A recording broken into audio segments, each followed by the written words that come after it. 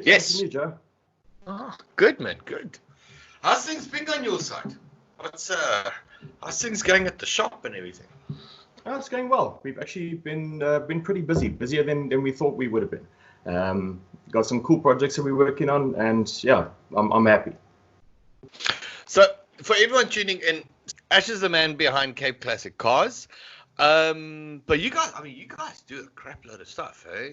You're not just, you guys got the shop, but you're huge into buying and selling cars and stuff as well. Am I right? Yeah. We do a lot of different things. So obviously we've got the restoration shop. We restore, we build, we hot rod, we do all those sort of things there. We're also very big into like you say, the buying and selling, both locally and internationally. And events. We do a hell of a lot of events, obviously, when we're allowed to, thanks to COVID. But we usually do quite a bit here.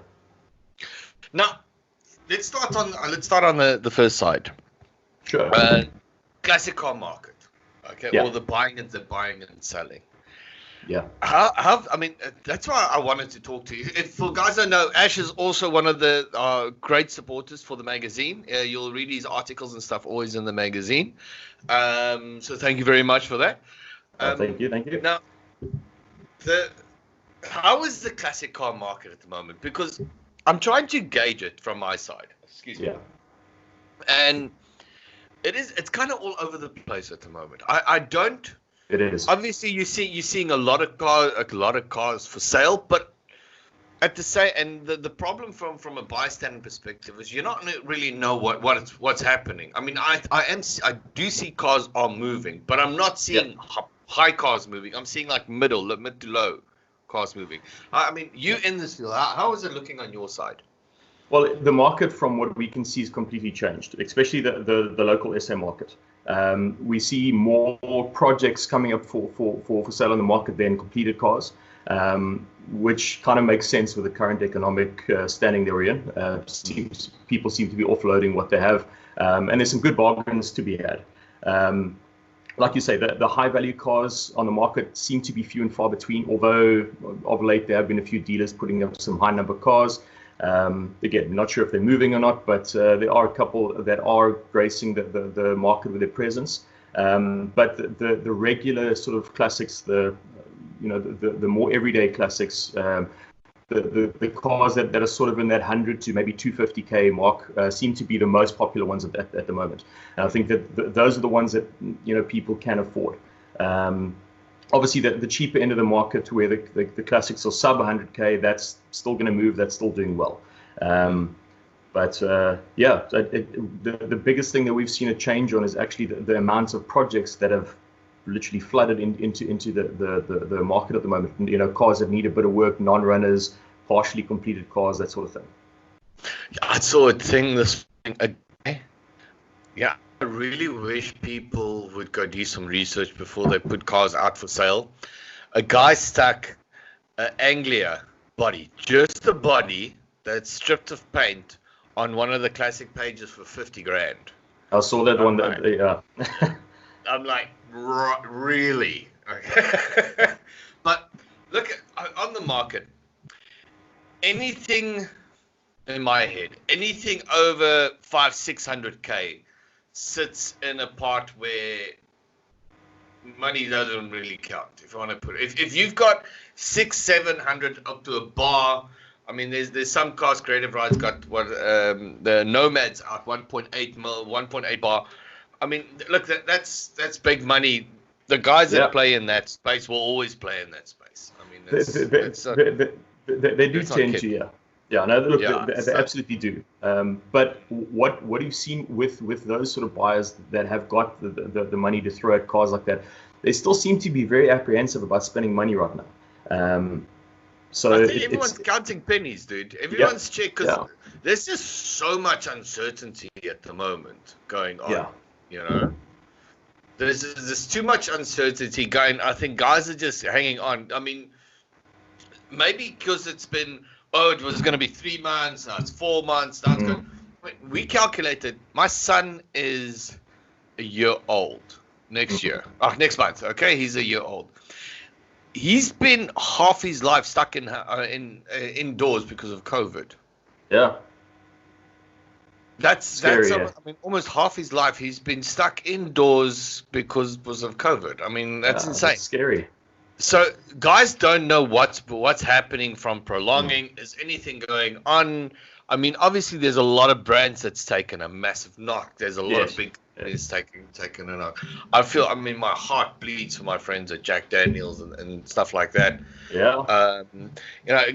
You guys can say what you want. I know it's companies with big brands, but I mean, they got families to feed. That whole liquor industry, exactly, entertainment industry. I mean, it's insane. And the funniest thing is that guys don't understand that's a big part of our side. I mean, our industry is built up on majority of cash. There's no credit available for the stuff. Exactly. There isn't any finance available. Yeah. And if it is, it's somebody that has to have the sort of financial backing where they can actually get a loan to be able to afford one of these cars. But generally, the guys that have got that sort of money don't want to really go the loan route anyway. Exactly. So, but the project part that makes me sad and excited at the same time. Okay. Yeah. Because I mean, you're the same as me. We've all bought projects. Okay. There's a lot of pros and cons. Often way too many. Yeah. There's a lot of pros and cons when it comes to it. One, you can pick up some really cool stuff as a project. I mean, you've got guys that they've spent the money on the motor, they've spent money on everything, and so you can pick up a project, and guys is trying to move it so you can pick up something for very good value. Yes, yeah. The flip side of that coin is sometimes they've done work to the body or the chassis or suspension, and you have to undo everything that they've done. They've got stuck Jag suspensions and stuff in there, which is just horrible, and they didn't get it right. So, or during the strip down process, they didn't document everything and they didn't keep everything, and you buying boxes and you have no idea, which means I know one guy sat for a year and a half looking for a left front bezel for a Camaro. It is the case. I mean, it's an absolute crapshoot when you buy a project. Because you don't know what's underneath it. I mean, the stuff that comes through the workshop that people have bought that they want to complete, or that they've sent somewhere else for work, and then it lands up with us. It's stuff that you could write horror stories on. It's bad. And unfortunately, a lot of times guys don't know unless you know what to look for. It's hard to see all the telltale signs of bad work. And even so, I mean, we as experts sometimes can't see exactly what's going on underneath paint. And then when you get it back and you blast it and you open it up and you think to yourself, oh my God, what the hell's going on here? I mean, I have been absolutely amazed by the level people would go to cover up bad work. Your thought process goes, if they put that type of time and effort to cover up shit that they've done, they could have just done it right. Exactly. We were having this conversation the other day with my fabricator, and we were saying, the amount of time and effort and money that went into putting body filler that's 3 or 4 inches thick on a panel, surely it was a hell of a lot easier just to cut and plate that panel properly in the first place. Instead of trying to sculpt the pieces and stuff up. It's insane. I mean, every shop you go into is going to tell you a horror story that comes in. Oh yeah. This is the biggest problem, and this is guys need to understand. This is not just in South Africa, okay? This is worldwide. I mean, I know guys in the States, everybody, it's the same thing. That's why when you get to a project, I mean, I've learned. Look, I stopped building cars myself. It just having a shop actually took all the love out of hot rodding for me, just because it just becomes so mundane, and you sit and you struggle with more cock than anything else, and it's not anywhere as glamorous as TV shows and stuff. Definitely not. Even if you're doing TV shows, it's not as glamorous. Still stressful, yeah.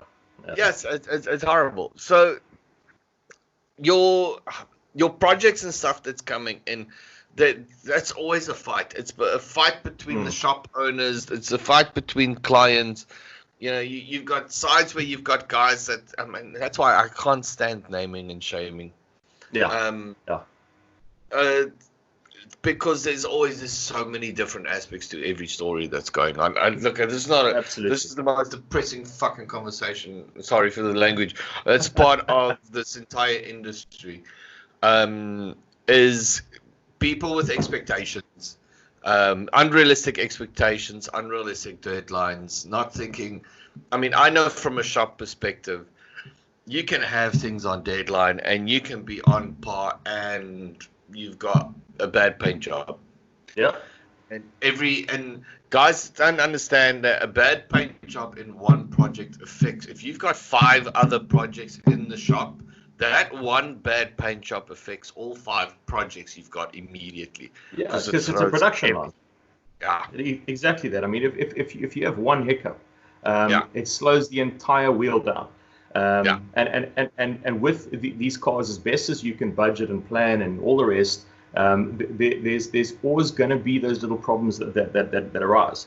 So, I mean, to give you an idea, I mean, what we've done, because, I mean, we know how this works. And the way I explain it to a customer now, whether it be somebody who's familiar with restoring classic cars, they've done a few perhaps, or complete newbie into the classic car market.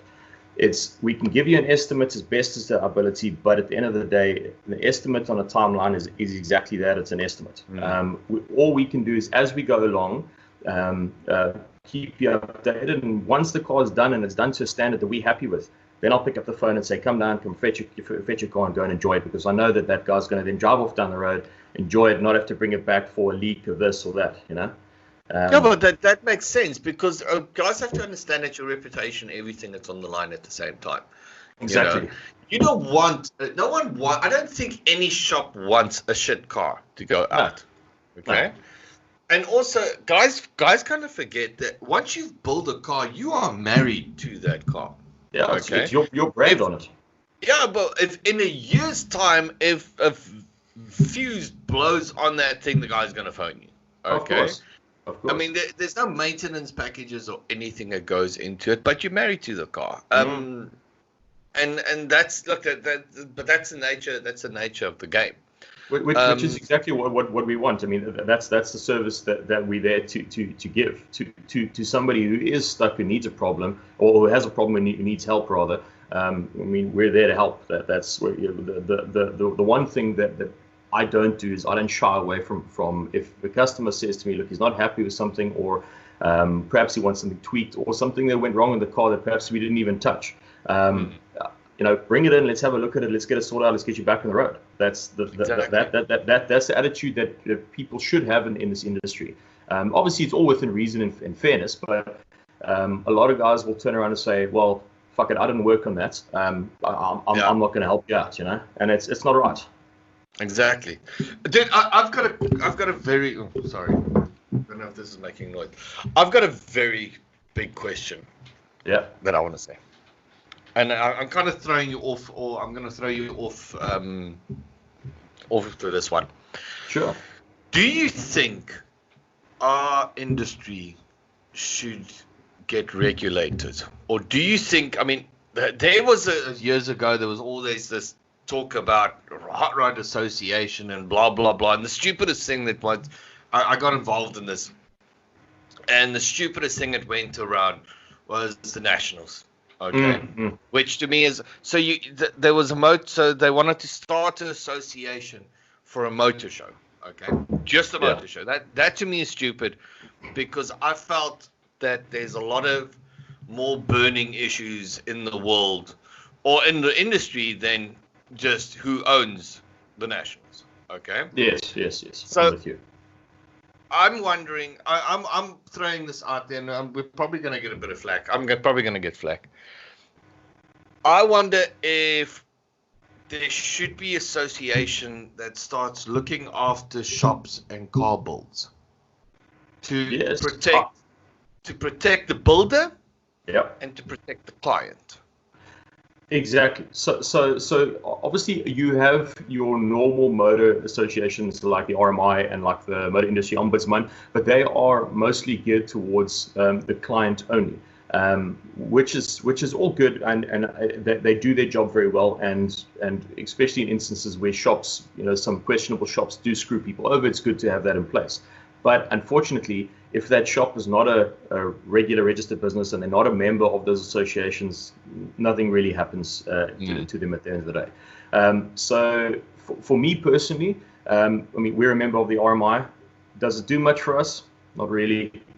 It's because it's not really applicable to us in many ways, but it is good for us to be part of it because it gives us that little bit of extra, accreditation to customers, perhaps, investigating where to send their cars to. But in terms of a more industry-specific organization, absolutely. I think it would be a good idea to have something that is there in place to regulate quality of work, to actually install proper workmanship warranties that the shops have to uphold, and to actually hold them accountable for shit work. Because it's right. You shouldn't be able to get away scot-free with screwing somebody's car up and charging them a ton of money. It's not right. The problem that happened. Sorry, it's for interdiction. Sure. The problem that happened, especially previously, was when the rodding industry was building, is shops didn't have the knowledge. Okay. Yeah. They didn't know what they were doing. They were using clients' cars for R&D. All right. Yes. And that's it always scares me when, we've done it, but we deal with mad scientists and stuff. When it's like, oh, this is the car with the first LS. This is the car with the first Hemi. This is the car with the first. And going that, you're the first one is great from name. Yeah. Knowing what goes into making something the first, is huge. Knowing you've never put a Lexus motor into a car, or you've never done an upgrade, you've never air righted a car, you've never done anything like that. Guys, there's a lot of R&D that goes into each one of those. Absolutely. And you as a shop, and I didn't. I always sat when I built. I would look at the bill and I would go, "Can I justify charging for that?" You can't just sit. Oh, we spent a week on this. Yeah, but if you remade a bracket 3 times because you didn't know how to, because you had to get it right, you can't charge the client for 3 times. Exactly. You can charge him for the last one. Yeah. Okay, but you can't charge. You can charge. Exactly. You can charge him for the right one, the part that works. Yes. And it's the same as, like you say, going through that process of making something fit to work for a specific application. And like we've seen, we can have 6 of the same Camaro come in, and every single one of them has got a different problem or a different setup. Because they've been worked on and fiddled with down the line, something's not the same for every car. But having said that, like you say, we can fix certain things to an extent, but if you are, learning along the way, so to speak, you can't charge the customer for your education. Exactly. You have to do your research properly in the beginning, and then if you've got to do 3 or 4 trial and errors, you're not charging him, like you say, for those 3 or 4 brackets. You've got to charge him for the last one that works. Yeah. Sorry, I know we strayed off. Coming back to the associating thing, the part that scares me the most is we've all done it. You've gone to a motor show and a guy's pulled up with, I don't want to say the ratty rods, because I've seen it on good-looking street rods and stuff as well. And they've done suspension upgrades and stuff, and you look at the welds and it just looks like budgie shit.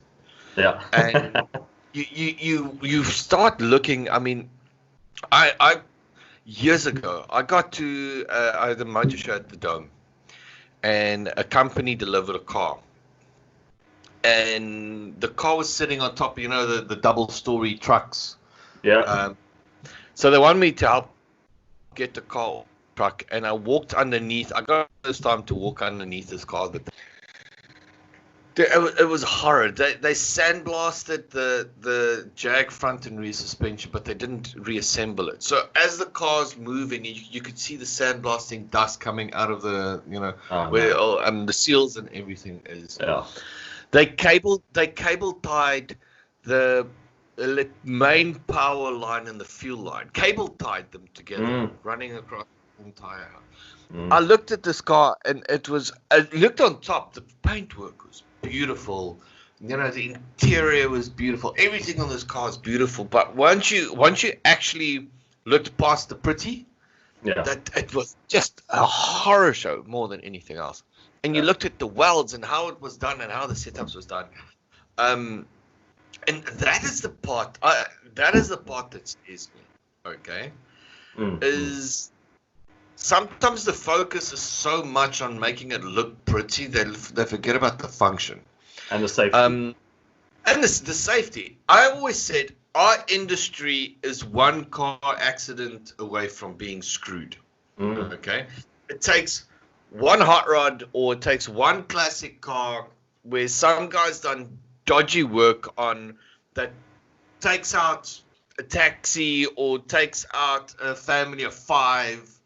And big hammer comes down on the industry because there's no safety protocols and this type of stuff. Or guys that's built chassis and stuff at home, not knowing that you're not supposed to weld the chassis, smelt the chassis, or the bracing structures that goes into it. You know, there's that is the part that always scares me. Is we are one accident away from completely getting screwed.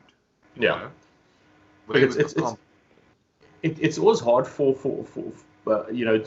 us to point fingers necessarily at certain builders or shops or whatever, because we often see it as well where a customer would bring a car and say, well, I only want this done, and you'd be surprised how many cars we'll put onto the lift and we'll say to them, look, before you look at fitting XYZ to your motor to give yourself a little extra horses, you've got leaks on the wheel cylinders, you've got this, you got that. And the amounts of people that'll turn around and say to us, I'm not worried about that now, just fit the cam and fit the bigger carb in the intake, and that's all I want. And you've got to think to yourself, it's like, come on, man. I mean, we're telling you this for a reason, because it's your safety. If you drive down the road with your kids in the car and something happens, who are the first people that they're going to point fingers at? The last shop, yeah. So it's scary. So I mean, some people don't like us for it in terms of our customers, but I'm very sort of particular with the type of work and the type of clients that we deal with. So if I have a customer that comes and says, I couldn't give a damn about the safety aspect of it, don't worry about fixing that now. What I'm concerned about is doing XYZ cosmetics or something like that, then I would say to him, look, I don't think we're the right shop for you. And not to say that I want to be full of shit or pretentious or anything along those lines. It's just that, like you say, like we said in the beginning, it's at the end of the day, it's my sticker that goes in the back of the glass. It's my stamp that goes on that car, whether we've just done maintenance on it or whether we've done a complete nut and bolt rebuild. Then at the end of the day, it must be done the right way. So for us, with these classic cars, with these old cars, safety is number one. There is no other way to look at it. It's the same as the drinking and driving conversation in South Africa, where you've got the dad that sits and goes, I need to check and phone my friends to find out if there's any cops on the road for, when I'm driving home. And my response normally to a guy like that is, well, listen, when you kill people, make sure it's just your family and you leave everybody else alone. Because that's such a selfish point of view. Because you're right.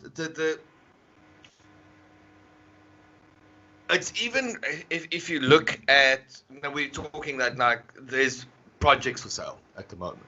Okay. If you want to get into the rodding industry, and you've never built a car before, okay, my suggestion to guys are always is go find something small that's running. Keep it running. Fix it while it goes. Upgrade the brakes, upgrade the motor, redo the interior, and then build up your money and then do the paint work and that type of stuff. Mm. There's a lot of small, cool things you can do to a car to make it cool. You can drop and enjoy it, yeah. And enjoy it, okay? The Chip Foose taught us way is not the right way, where as soon as you get a project in, the first thing you need to do is strip the hell of it and start fresh. Yeah. Because if you've never touched or built a car before in your life, it takes you a day to strip a car, and it can take you 6 years to put it back together again. Yeah. We all know about that very well. Yeah. So that's why I always say, when you're sitting online now and you're seeing all these projects come up for sale, and you see, oh, those things, oh god, this is half built, it's only going to be there. I'm not saying don't. If you're an experienced guy and you've built a few cars, then go for it, because you know what's in it. You know how daunting it is putting that thing back together again. Mm-hmm. The mountain that goes into putting that thing back together again. Yeah. But if you're not and you're new into the industry, just always look for a runner. It makes your life a lot easier, and then you learn. You learn about the safety aspects. You learn how bad brakes and stuff is. We had it in the shop. That you've got really high-end, cool cars coming in, and you take it around the corner and you slam on the brakes, and the thing shoots off to the left, and you come to the owner and you go, dude, the brakes are. It's been doing it for years. I'm like, are you fucking nuts, dude? Yeah, exactly. Are you nuts? It takes one day. And you take a guy out on a bike, or you take something else out because you couldn't be bothered. And then they sit because they want to talk to you about how you can upgrade the motor first. Fucking brakes first. Safety first. Seat belts. Exactly. I always say, that was something when I had my shop. I would not give a car to a person I wouldn't put my kids in. Thank you. Yeah, that's my same sort of philosophy. Is if it's not something that I feel safe driving with my family in, sorry. Yeah. No, exactly. I agree 100%. 100%.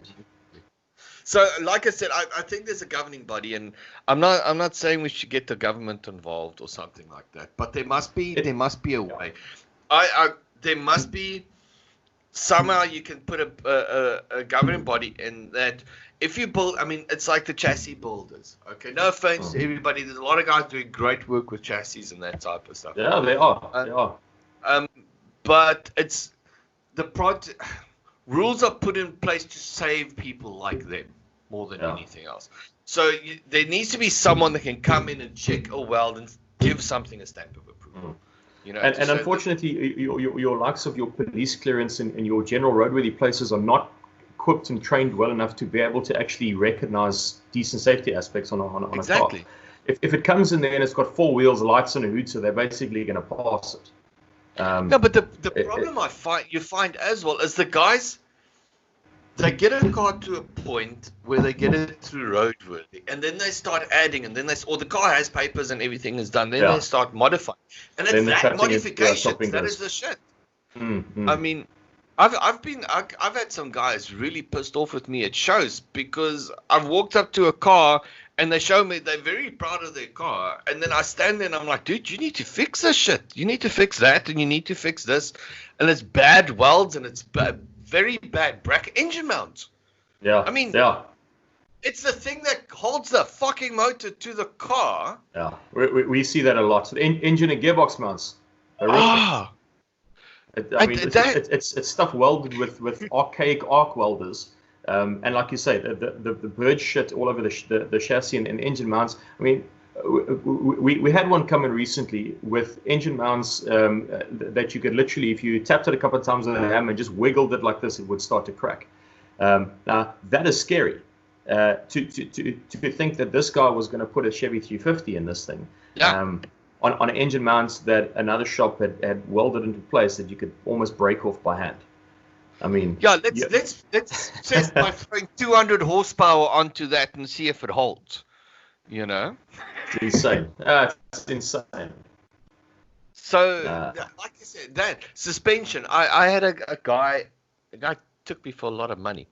I had a guy come in the one day. They put a 57 on El Camino chassis. And they stuck air ride into it.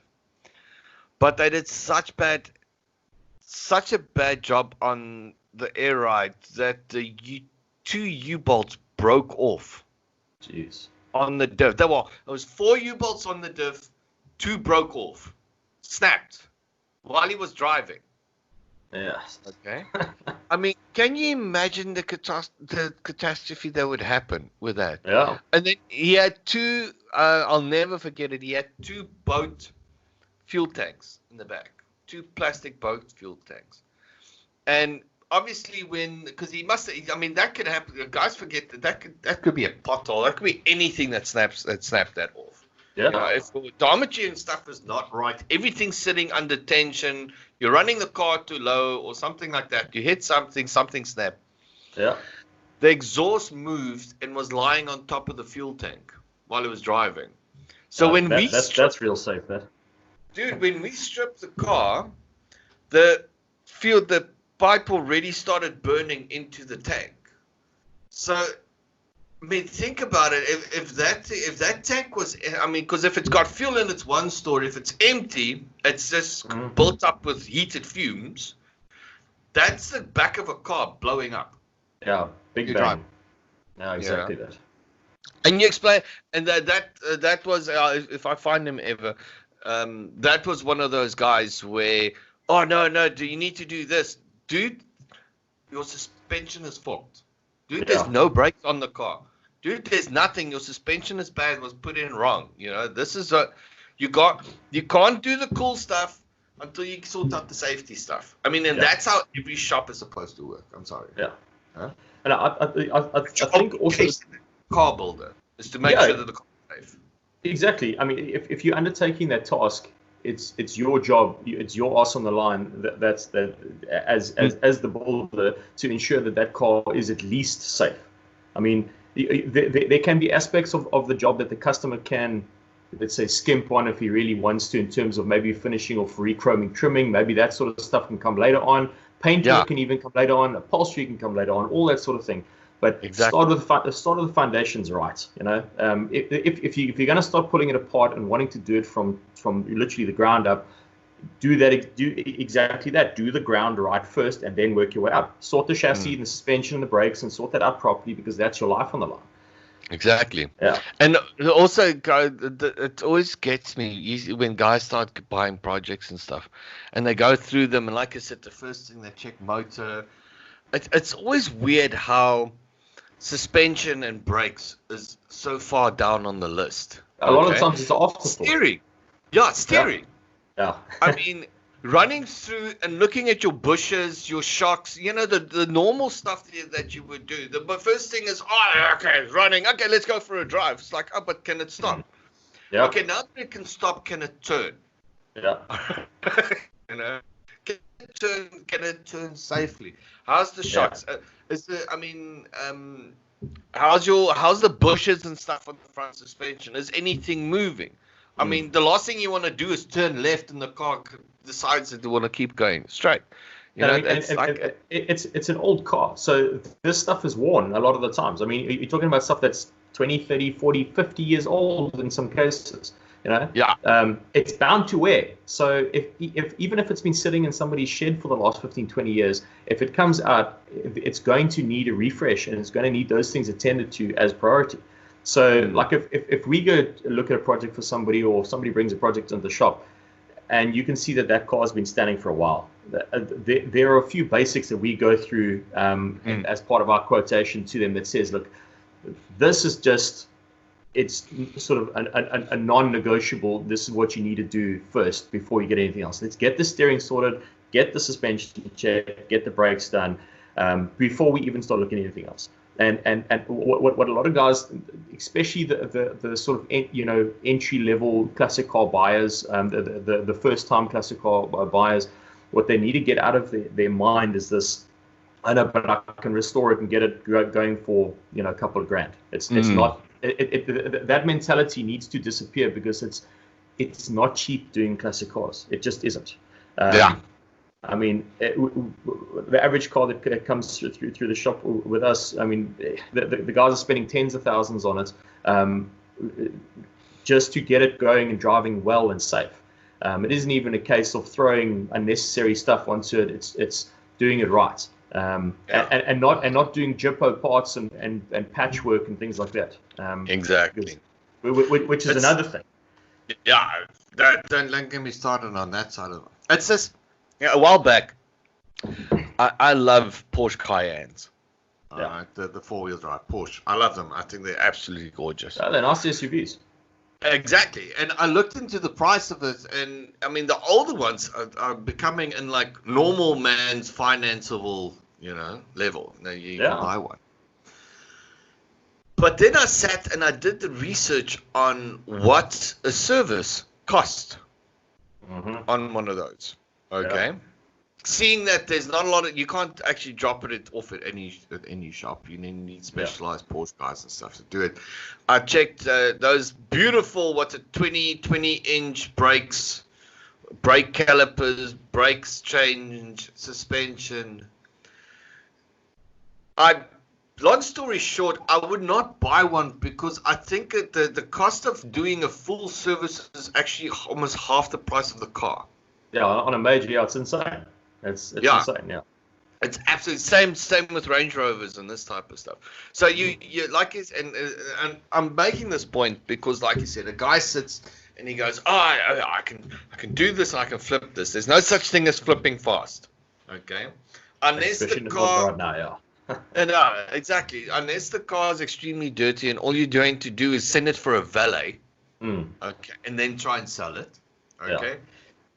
But when it comes to maintenance and managing and all this, when it comes to everything else, there's no such thing, okay? There's no, there's too many comes in. There's too many factors that comes into it. I completely lost my train of thought. The other part of a car build that I laugh when I hear it is, sorry, I thought my daughter's trying to get into the room. Is wiring. Oh yes. Have you ever seen? I mean, that is always the craziest thing. Is like you said. So they find the car, they get it to start, and they're like, "Oh, great, good start. Oh, it start turns, everything's great," and they're going. You don't know what rat's been through the car. You don't know what's going on. Yeah. And you can end up being 2Ks down the road, and then the next thing your car's on fire. Because wiring also deteriorates. I mean, it's one of those things where it picks up corrosion, it gets brittle. Things happen. We had a little classic Peugeot in there quite recently, and we went through the car top to bottom. We replaced a lot of the fuel system because it ran still a mechanical fuel injection system. So we upgraded a bunch of things there, made it a little bit more modernized, and then obviously when we started getting underneath to start changing the ECU to run the modern EFI system. It's a bird's nest because you can see over the years there's been 20 people working behind there, and there's masking tape labeled this and this and this. If you test this wire, the car cuts out. If you try press the electric window switch, the car cuts out. So it's all sorts of things like that, where it's not safe. So again, that was one of those issues where the customer then at least opted to have the car completely rewired from scratch to make sure that it's safe. Which is the best option. So kudos to him for actually deciding to do it right, because it's most people would have just said, "Oh no, just patch it up here, patch it up there, and push it out the door. As long as it kind of works, it's okay." Exactly. Don't mess with it. Yeah. Don't mess. Moenie gaan krap waar daar die kak is nie. Yeah. My philosophy is, if sometimes it sucks if you open up and you find an extra can of worms, but I'd rather find a problem before I get behind the wheel and like you say, go down the road in a ball of fire. So exactly. Look, like I said, there should be, or maybe we should make a checklist in the magazine, or keep one on the website that guys go through when they go buy a car. Yeah, it's a good idea there. Because it's more just to remind you of certain things that you didn't think of at that time. Yeah. Because the problem is, like you said, you sit and you look at a project and your brain does go to the cool stuff. New paint, new wheel. Oh, I'm gonna air ride it. I'm gonna do this. It's gonna be awesome. And it goes straight to the TV show builds, unfortunately. which is all well and good, because everybody wants one of those those sort of hot rods that you see on your TV shows, but I don't think a lot of people kind of grasp that that's millions upon millions of rands that goes into building those sort of that caliber of car. Yeah, exactly. Look, I mean, I know the most realistic. Funny enough, one of the most realistic shows is Gas Monkey. And you know, we had my friend Miles on the show who produces TV shows, car TV shows in the States, and they talk about Ghost Builders, which is a completely separate shop that sits next to the TV show that builds the car. So a lot of times what you see isn't there. Gas Monkey got, if I understand correctly from what Richard said, Richard got the contract at Discovery because he said he can build a car in 2 weeks. Okay, which was a timeline. Look, they don't fall under that anymore. But initially when they started, it was 2 weeks. Now, for anyone building a car in 2 weeks is insane. That is absolutely just bring a car to get a car serviced in South Africa for under 2 weeks with waiting for parts. It's insane. But guys, like I said, there is the glamour. There's the glamour aspect that sits about it. I mean, the best thing I did, I think the shortest time I did, I bought a running, driving car. And I flipped it, I think it was in 3 weeks. And that was from bought, running, like I said, running, driving, car, everything. Went from there. Andre was still working with me. Andre and I pulled into the shop. We went through the whole car. We just did a service and stuff on it because everything was good. The wiring was still good. Brake, it could still stop. Everything was great. It was very original. It was a Valiant. Abby called it the Smurf car. I had the roof wrapped. I put white walls on it, and I flipped it. A week later for a profit. That is a rare case. That doesn't happen actually. And in instances like that, it can work. But you see, what you did there is, like you say, you bought a good foundation. So it was running money on a good So like that's what we sort of focus on. If we're looking at buying in a car to refresh and then sell on, it would be those sort of cars that have been kind of well looked after, that maybe just need a tune-up accessory or two to bring it more into this century, as well as just give it a good safety refresh front to back. So we'd bring it in, put it on the lift, check suspension bushes, check brakes, check this, check that, make sure it's not leaking anywhere, give the motor a good service if it's healthy, and just give it a good once over before it goes out the door so that somebody can enjoy it safely, but then make a couple of rand in the process. But still, to flip it, to get it in, flip it, and make a profit inside of a month is a tall order.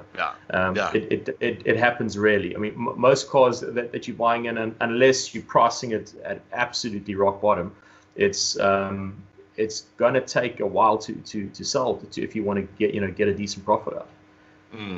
Exactly. So, and I mean, the same applies even for the modern stuff. Even your modern cars don't sell overnight, unless they're priced at a stupid figure. No, unless you undersell. But we cynics these days. So you see a car and the car's going for too cheap, and you're like, "Wow, that guy! Why? What's wrong with it? Yeah, what's wrong? Yeah, what's wrong with it?" Which 99% of the time is the right question to ask. Because if it's really cheap, there's a reason why. Well, it's also, if look, it works out. If a car's been on the market for a very long time, then your question also goes, okay, but hold on. I've seen this car for sale now for 4 months or 5 months. Why is this car not moving? Yeah. Okay. That always gets me out. And then when you phone, I mean, I looked. What was it? I looked at an X5 a while back. And X5, I think, was sitting in a hard bay. It looks beautiful. And, I mean, the interior, everything looks good. And I kept seeing it for sale. I sent the guy a message. Yes, it's still for sale and stuff. And then phoned him and said, I want to come look at it. He goes, oh. Well, listen, there is an issue. And I'm like, wait, here it comes. Here it comes. And the guy bought the car from someone in Botswana, I think it was. And he just drove it over the border. Lovely. Into South Africa. And I'm like, ooh. He's like, yeah, and he's got someone that's sorting out the papers. I'm like, there's no just sorting out the papers on that, dude. You drove a car into another country. Yeah, no papers, no nothing, and now you're trying to move it here. It's not gonna work. You're gonna have to take it back to Botswana and try and get it back out the country and bring it back in the proper way. That's the only way it's gonna happen. So it's always the same. If it's too good to be true, then it normally is. Yeah. Especially with the amount of scams, that we're finding now, especially on Facebook and the likes. There's an unbelievable amount. And part scammers as well, which is the saddest things, because I see it more and more on these classic car groups on Facebook, where guys are advertising parts that people are desperately looking for, or they respond to somebody asking for a part that they're looking for their ride, and say, look, hey, I've got one for you, and then you hear a week later that this guy just basically took the guy's cash and never provided him with the part, and it's just happening more and more and more. So even now, even buying spare parts, you have to be careful about who you deal with and how you release the actual funds. Yeah. It's scary. Well, there's we're actually going to get them on. There's a guy busy with a new app. I actually went to school, high school with his sister. They send, I think they're busy launching it in the next few months. And it's basically, it manages used car sales, used car parts sales. So basically, you load parts and you're looking for parts. This guy loads parts, and so you're buying the parts, but everything sits in I think they call it escrow or something. Yeah. Until everything has happened, then everything gets released to everybody. So everything has to be confirmed by both parties before everything goes, and it's because there's just too much fraud. But I mean, we're hearing this even from the guys in the States on eBay. Yeah. Well, I mean, I'll share a story with you that I recently experienced through eBay. So I bought a lovely little Ford Galaxy Coupe, 63 Galaxy Coupe from a reputable seller. And this was during the whole COVID lockdown story. And paid him his cash, all the rest. And we had an agreement that he would obviously just store the car for me at a fee, of course. It wasn't going to be free. At a fee until we could arrange the shipping, because obviously, the importing into SA from that point in time, everything was just basically shut down. So we agreed to it, no problem, took the bucks, all the rest. When it came time to, when I sent a mate of mine who stays in Tulsa, he offered to go down and sort it out, pick it up for me, all the rest. He phoned me to say, but there's no car here. Then we found out that the guy basically just disappeared. So now it's gone through the whole process of having to deal with Louisiana State Police and having a bit of fun and all that sort of stuff. So at least it sounds like they're hard asses when it comes to dealing with this sort of thing. So they've been on it, which has been cool. Yeah, they take this type of stuff very seriously. Yeah. But the sad thing is when you purchase a car through eBay, and I made this mistake, particularly with PayPal, classic cars don't fall under their general buyer protection. According to their fine print, if you really dig into it, it doesn't cover their buyer protection. So just for anybody out there who's looking to buy a car on eBay, rather buy it from a reputable dealer that side, or somebody that you can trust. There are guys in the States that often liaise with people here in SA. Ash is the best. Ash's been doing it for years. It makes rather spend the money and work with a reputable guy and pay a little bit more. Look, it's the same as South Africa. The problem is, the guy sits and he wants a 57 or 55 Chevy. Yeah. And then the cheapest ugliest piece of shit comes up for sale, and he goes, "Oh, that no, he can afford it. He can buy it." That's not the project you want, dude. That is not the one where all the parts are gone and it's just a shell that's just laying there. Because if you are struggling to get to the numbers to get that car, you're not going to struggle to get the numbers to buy the parts for that. Okay? Yeah, exactly. Rather, I always laughed. A guy phoned me the one day, and he's like, he wants the Mustang. I'm like, okay. And he's like, yes. What do you? I'm like, what Mustang are you looking for? No, he wants a '67 fastback. I said, okay. I'm like, what's your budget? He says, well, I've got 150K. So what should I do? I said, is he looking for a Datsun fastback maybe? I said to him, you need to go to the bank, you put the money into an account with some good returns. I said, and wait a few years for it to grow up. No, can't you just find something like that? That's not the way it works. Okay, there's this, you're not going to find something, for 150 that's going to be worth doing anything with. That's it. It's just the name of the game. Now, so what you guys have some project going? What are you sitting with in the shop? Well, we got actually a lot of 30s and 40s stuff at the moment, which is which I like because my favorite era is that late 30s into 40s. I love it. So we've got a 41 Chevy there that's we're busy doing a full custom chassis. Art Morrison suspension, all the rest on it. So nice. No cent being spared, and obviously proper brake upgrade, and then it's going to be running the LS with the 4L60E box. So it should be a nice, because he wants it as a nice daily driver that he can hop and actually drive it regularly, and if he wants to drive from here to Johannesburg, he can do it, and he'll be able to do it at quite a speed. And then we're actually busy with a 73 Fairlane, and again, same sort of concept. It's a car that the customer wants to build as a regular driver. So we picked up a very nice Crown Vic Police Interceptor motor, and it's getting the whole suspension upgrade, Crown Vic suspension. It's going to run nice. It's nothing overpowered, but I mean it's going to be sitting probably around about that plus minus at 300 horses, which is ample. We were busy working on a 66 Mustang as well that came in recently, Mustang Fastback. Oh, I saw the photos on that one. That car came out beautiful, eh? It's a nice car. It was done somewhere else before, and there's a lot of expensive parts on it, which is good. Decent suspension components. Also, wallwood brakes all the way around. But there were a couple of things that he was unhappy with in terms of the way the car drove, and a few of the safety aspects. Like he wanted the 3-point belts instead of the lap belts and that sort of thing. So we're doing a bunch of little tweaks there for him and updating things a little bit, just to bring the car up into this sort of century.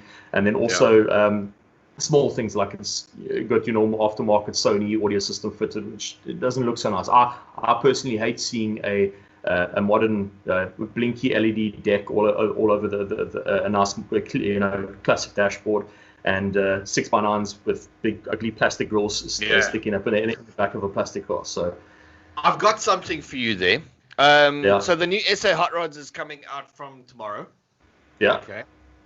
On the outside back cover, Rockford Fastgate has got a new Bluetooth system. Oh yeah. Okay. Which was originally designed for boats. However, it's going into the hot rod industry in a big way. It's a complete tuck-away system. So it goes on the dashboard, works via Bluetooth to your phone or to a thing that you clip onto your steering. So you can manage everything from there. It's not expensive. And like I said, the nice thing is you don't have to touch anything. Yeah. They actually have a system. Sorry, I'm thinking because I had Brett here the other day. Yeah. They've got a system now, what they're busy with, where they take your old radio out your car, and then you send it to them, and then they pull the guts out, and then they stick new stuff, Bluetooth and all that type of stuff into the car. So it retains the old look. Yeah, so it retains the old look. I mean, which is way more. Look, it's not. You're not taking away from the car. It's just we live with technology. We live with phones. We live with everything else. So it's just so you can have your phone in the car on Bluetooth and be legal, more than anything else. Huh? Exactly, and you can enjoy your music there, but you're keeping the same style. Because I mean, you can't do a road trip without Credence and Bob Seger. It's illegal. Exactly that. It's a sacrilege. Exactly. And I mean, a lot of guys will say, no, but why do I need a radio? Because I've got the V8 or whatever it is. I like that soundtrack. I also like that soundtrack a lot. But when you're driving for 4 hours on the road, or you're stuck in traffic, which even happens in your classic car, you want to be able to just pass the time and put a nice track on and enjoy it. And like you say, put a bit of CCR on and enjoy it while you're cruising. That to me enhances the whole experience even more. Exactly. So yeah. So Rocket Fastcade's got some cool stuff. Check out. That's very cool. It's a huge punt. New SA Hot Rod magazine will be out finally. I should get my stock in this week.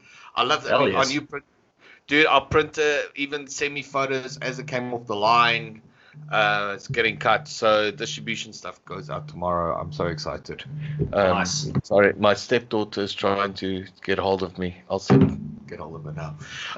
Dude, so you guys are busy with a bunch of stuff. Do you still have the track T bodies there? No, I actually don't. That body ended up going back to the guy I bought it from. Really? Yeah. It's from back to John. Yeah, back to John. Yeah. I ordered it from him. I think John missed it a little too much. I'll give him a call then. It actually worked out pretty well because we've been tinkering on a few other things there at the moment that we'll keep under wraps for now, but they're gonna have some interesting engine combinations and that sort of thing. So yeah, basically it worked out well because that body would have just ended up sitting. So at least I know if John's got his hands on it, he's gonna put it to work. Yeah. Yeah, because I said to people, I'm itching for a project. I really am, because like I said, I've got this win my ride stuff and everything going on where other big stuff going on, but I'm not tinkering anymore. And I'm driving my wife insane. And I keep sitting looking at what I need to do, and what I need to find, and I don't know. I look at like cities, and then I look at pickups, and I've had so many pickups, and I just, like I said, I'm just trying to figure out. But I'm also looking to do something different for a change. Yeah. I don't know. Like I said, I'm sitting at the moment just trying to figure out what is next. What I can do, and like I say, looking at budgets more than anything else. Something I want the fun fact. How can I put the fun factor?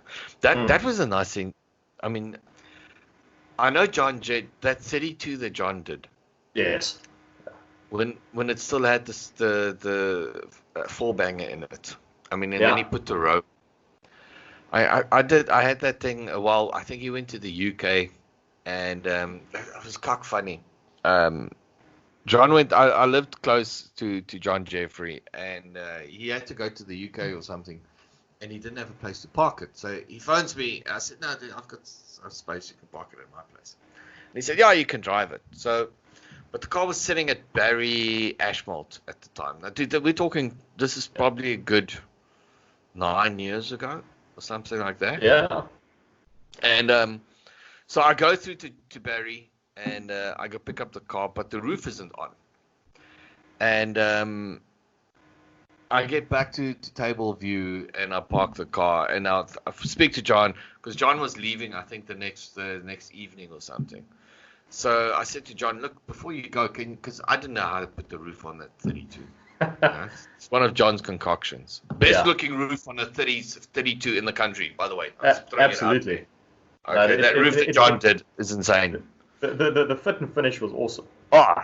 So yeah, I wake up the next morning. I think it was Monday morning.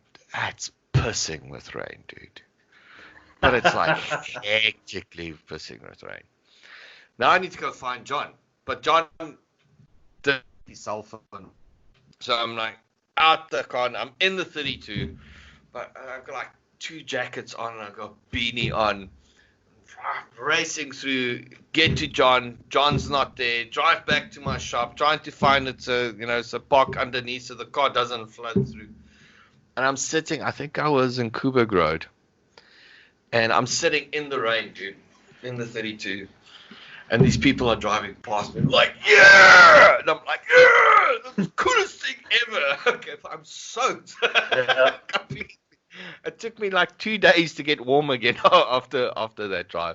I'll never forget that. And then, because it didn't have fenders, my oldest daughter was in the car. I'd fetch her from school once we got the roof on. And then every time you turn, the car sprays straight into the car. But that car stuck with me. And that's what I loved about it's that simplicity. It's raw, yeah. That there's no carpets, there's nothing on, there's no sound installation, there's nothing. There's this bench seat with a Mexican blanket. Yeah. There's a steering and a shifter, and that thing has gone everywhere. I mean, the miles that John did with that car was insane. Yeah, I mean, he used to take it up to the pan regularly, all that sort of thing. And he used to do the drive up and drive back, I mean, we did a lot of road trips with that, all of us together with that thing. That, and then I know it's up for sale again. The Humber. No, oh god, if I can find where's the Humber sitting? It's actually up for sale at the moment. Send me the link. It's been changed a little bit. It still looks cool on the outside, but the guys have stuck some monster stickers and all sorts of other stuff all over it now. But you can undo, dude. I'm serious. Send me the link. I want to see how much they want for it. I don't know. I think it was either 60 or 80 grand. This is something along those lines. So it's quite hectic because I think John back in the day, when he actually was interested in selling it, I think it was half that.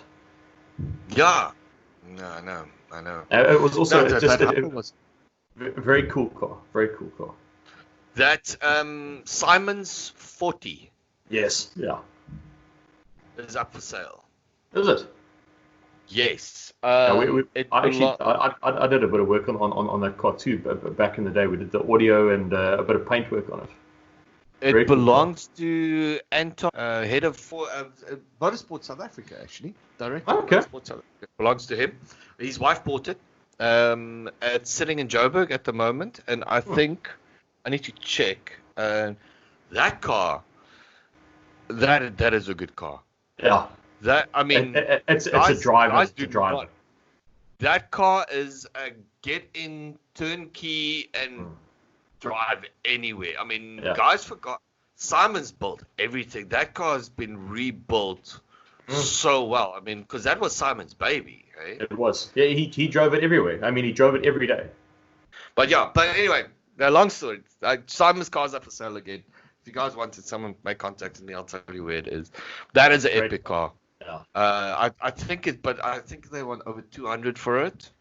And normally I would go, that's a lot, but I know what's gone into that car. I know what's been replaced on that thing. I mean, I think the only original parts left is the body. Everything else, I mean, windows, rubbers, wiring, alles, everything on that thing has been replaced.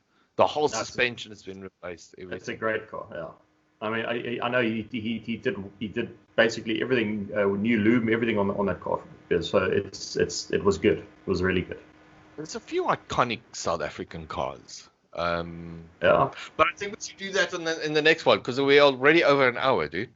That's the whole thing about cars. You can talk about it until the sun comes up the next day. Exactly. But this has been fun, man. Definitely. Yeah. I think we should do this one more often. So you guys are nice and busy. Awesome. I take it there's no events happening until the lockdown is open. Well, we're going to try a few things sort of in line with the lockdown regulations. So Hillcrest Quarry have just launched their Roadhouse Drive-In Theatre, which is kind of cool. I mean, it all ties into the whole vibe. And they're doing the whole thing. So they've got the Roadhouse, the burgers and the shakes and all that sort of thing. And they obviously got a different array of movies that they're showing on the screen. And yeah, we might do a little something with them, a bit of a classic car theme night. Let the guys come out for a change, seeing that all those cars have been locked away for how long. Yeah, my buddy's doing that in the UK, Sarah, but supercars, and he's doing great with that. Every Friday and Saturday night, they're doing drive-in. Yeah. A lot of charity events and stuff that way as well. Let me know when it is, because I need to come to Cape Town.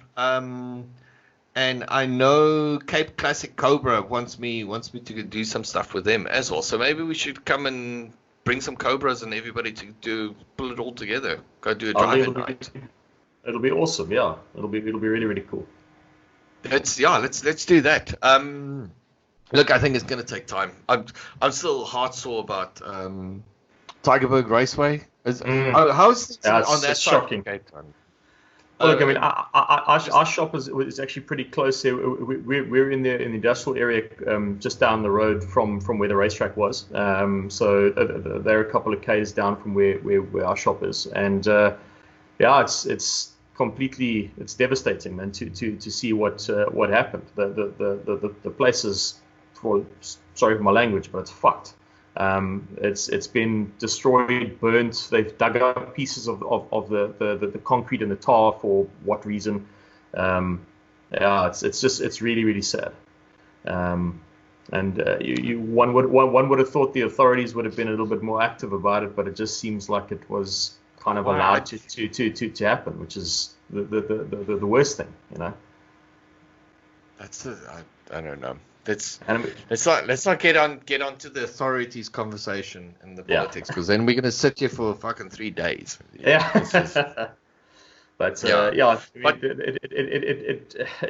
sad, and I really do hope that things can somehow get rectified, because I mean that racetrack has been there for years. I mean, I remember we went down there. Racing heritage for Cape Town. Yeah, I mean, I was watching Cars of the Dirt Oval there when I was like young, man, when I was a lighty. So and to know that it's been screwed up like that now is sad. But I heard someone saying there's another track coming to Cape Town. I keep hearing rumors. Yeah, it's been floating around for a long time. I don't know if anything's actually going to materialize. The rumors going on. Yeah. So I don't know if it is just rumors or if it was perhaps maybe an idea that somebody had, but nothing's materialized that we know of. I know that there are a couple of guys that are going to have a bit of fun at for Santa Cruz Airport. Yeah. There's a little oval there that the drift guys go a bit of fun at. Otherwise, that's actually Drift Outlaws. Yeah, I've been there a few times. That's it. It's a small little oval track, but. Yeah, if you want to go throw the car around, have a bit of fun, I know that at least there is that. But otherwise, the only real option is Kalani, because I think even Saldana has slowed down quite a bit from what I've seen. Really? Obviously, they've still got the top ends there, but there's not too much else happening. Yeah. Because I saw there's a new track that opened up in Joburg. They're opening up a new track in Joburg. It looks beautiful. I saw that. It looks very cool. Yeah, very, very cool. Yeah, well. Dude, listen, let me get going. You need to go enjoy your day off. But thank you so much for being on the show, man. Thank you too. Appreciate it. It's a good conversation. I just feel there's a lot of topics in the rodding industry which still needs to be discussed. We all tend to hang around the nice things, but there's a lot of hard burning questions that needs to all the nitty gritty. Yeah. Okay, because it's the thing is, it's an industry, dude. It's not just a hobby anymore. It's an industry. It's building up nice support. We've got and That's why I'm enjoying talking to these US guys. We've got Wade Kawasaki coming back now this week to talk about SEMA. No SEMA for this year. And the impact that's going to have on the aftermarket industry. Yeah. Because SEMA is not just hot rod, guys. SEMA is 4x4. It's everything car. It's everything car. It's everything car. And most of the guys don't understand that most of the companies make their yearly sales off of SEMA. That's where every big part company goes to go see what is new. That's the amount of money that gets moved around for SEMA is absolutely in the industries and saved worldwide. Yeah. Worldwide. That's it. So now it's release of new products we're not going to see. There's a lot of guys. I mean, look, obviously car builds. I need to get a hold of Ring Brothers. I mean, I was supposed to be there to launch a car with them. I don't know if they're moving it to next year. So yeah, there's a lot of questions in the industry. But there's a lot of stuff now to try and. I want to say we need to take this opportunity to see if we can't get a lot more coming towards this side. I mean, I keep having the conversation at the moment. To me, it's all about education. Okay, everything's education, product education, and this type of stuff. Guys think when you're talking about new products, you're just trying to sell a new product for a company. It's not. It's about educating the market about what's available, how to do it. What's out there. Yeah. What's out there, what you can and what you can't do. Just think about, we still have this mentality in South Africa of, they'll make it. I'll go strip a Isuzu and I'll go steal it, take it from there, and then I'll modify and this type of stuff. And it's taken me 6 months and so much money, but I didn't have to buy a set of Woolwoods. But if you look at it, Woolwoods, tried, tested, order, bolt on. I'm just saying it's just that, and that's the education. That's the education part that comes into it. Yeah, because I mean, ultimately, these products are there to solve a problem and to improve on what was there before. So if, like you say, if it's a company like Woolwood, they do brakes. That's what they do. They do it very well. Yes, it's not the cheapest, but I mean.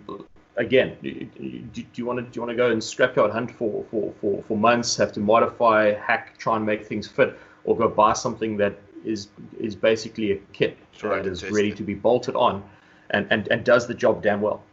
Exactly.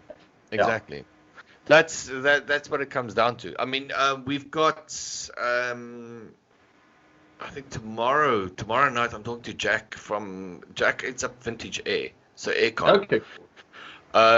Which is to me another great conversation, because I know there's always a constant conversation around the air. I mean, aircon and a hot rod in South Africa is a must-have. I mean, that's a necessity.